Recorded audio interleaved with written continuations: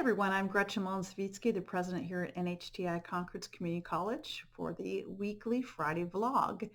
Today I'm going to be focusing my vlog on our shared governance model, something that I rolled out today during our college council meeting, and I thought for those of you who were not able to attend, I'd like to give you some of the highlights. First of all, shared governance, of course, is the way that I inform my decision making for the best interest of the college in meeting our mission and our strategic plan. So of course, to do that, some of the most important decisions for the college, it's always best to have a number of voices. So that's why we have shared governance. And so what I'm going to do is I'm going to talk a little bit about the first things. The first thing is the structure of our shared governance model. I'm accepting the recommendations by the Climate Assessment Shared Governance team, who talked about and made a recommendation to have a 25-member shared governance group. And so I'm supporting that. These 25 members, will be chosen by faculty council, staff council, and our student senate president, along with the VPSA, who will help inform and give guidance to the students. Of course, the decisions will be made by the presidents of these two councils. However, of course, we want always there to be diversity considered. So who's on the team, who maybe whose voice has not been heard, who can you bring in so that we have a nice group of people who have opportunities for leadership and have their voices heard. We will also have 5 subcommittees. These were previously the Student Success Curriculum Committee, IRIS, otherwise known as Institutional Research Effectiveness and Sustainability Committee, Diversity, Equity, Inclusion Committee, and those were the 4 committees. We're now going to have 5.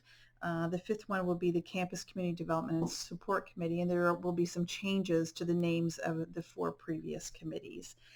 So we are not changing that structure, and the reason why we have the structure of the subcommittees is because they relate very specifically to the goals within our strategic plan. So it's all about alignment. It's about trying to find ways to meet our strategic goals and our mission. And so those subcommittees, they get proposals and they look at those proposals. They make sure that they're fulfilling the goals of our strategic plan and our mission.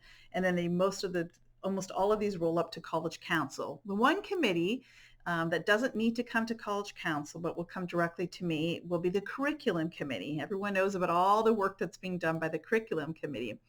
So what is going to happen now for the curriculum committee is that proposals will be sent to faculty council, because typically curriculum is the purview of faculty, so it makes sense that faculty council will have some oversight of the curriculum committee. And so they will consider it, they will make recommendations, and they won't be voting specifically on these proposals, but they're going to make them and improve them so that they're better proposals. And once that occurs, and the proposals can be sent to other groups too, it can go to staff council if it wants to, it can go to outside advisory groups, whatever way to best inform the best proposal. And then it will go to the curriculum committee and they will make the vote. And after they make the vote for the curriculum projects, it will come directly to me. So we don't need 3 levels for curriculum. We just want to always have 2 levels of oversight for these proposals. So that's what's going to happen with curriculum. Bylaws and charters and Robert's rules. Robert's rules will only be used for college council, and that's because we a very large group. It'll be 25 members now, and Robert's rules help sort of control and lead the conversation and the discussion and the kind of denoting of approvals very carefully. Subcommittees are smaller and basically just need agendas and minutes from the subcommittees. They don't have to follow Robert's rules. There's no need for that. Bylaws will be reviewed every 2 years, not annually. And teams. Now teams is something different. So we have college council, we have the subcommittees, the 5 of them now, and then we have all these working groups, like so many working groups that are happening right now. You know about the ants and loats and frogs and student success, or not a student success, but student engagement. And we also have our strategic enrollment. So we have lots and lots and lots of teams. And this is really where the core of the work is happening. It's within those teams of groups. So those teams do not have to report up to the subcommittees. They do not have to do that. What they do, what you do, you're probably part of one of these many teams, is that you work on projects that are going to help them move the needle on our strategic plan. So we have lots of things that are going on. We have things related to workforce development and changes in curriculum. We have things related to diversity, equity, inclusion. That's part of our strategic plan. We have so many things in our strategic plan. So the teams are working on these things, and sometimes proposals will come through. They'll like, great, we got a good idea. This is what we want to do to improve the college and to meet our strategic plan and our mission. And then those proposals from the teams will kind of come up through to the subcommittee, and then to college council, except for, of course, curriculum, right? Which comes to the faculty council, to curriculum, and then to me. So that's the one difference. The teams will have to have a purpose. You'll have to have a charter. You don't need to have bylaws. These are working groups. We want you to be freely thinking about ways to improve the college, but we need to keep records of the things that you do. So that is related to the teams. I want to see what else.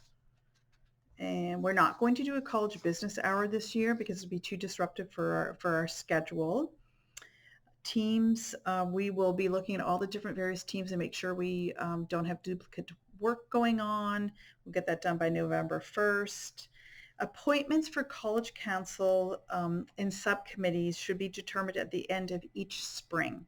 So we don't want to be screwing around at the beginning of the fall to try to get this done, but it should be they should be determined at the end of each spring so that we can work right away when all the faculty come back in the beginning of the fall semester. In August 2022, the College Council co-chairs will be staff and faculty council president. So that'll be a shift. Right now, Dr. Alan Lindsay, and Dr. Laura Pantano are the two co-chairs. I also will be attending College Council. I look forward to it. Some people thought that because I wasn't attending, I wasn't interested. That was not the case. I was trying not to stymie discussion, but I absolutely would love to be at College Council. So I will be there unless one of the co-chairs says, hey, we have a sensitive issue. We don't think that you need to come to this meeting, and then I won't come to that meeting. But otherwise, you'll be seeing me at College Council. So I look forward to that. So the big things that's really the highlights of our shared governance. But I really want to leave with you the three values for shared governance. It's all about communication, making sure that we're communicating decisions. It's about collaboration, making sure that we're working with each other for these decisions.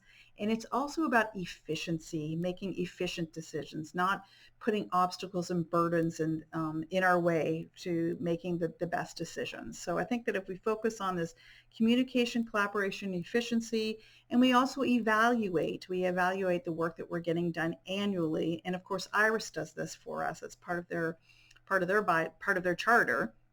Then I think that we're going to have a really good year, and we'll get as much done as we can. I'm really looking forward to working with all of you, seeing you in College Council, and making it the best year we can. Have a nice weekend.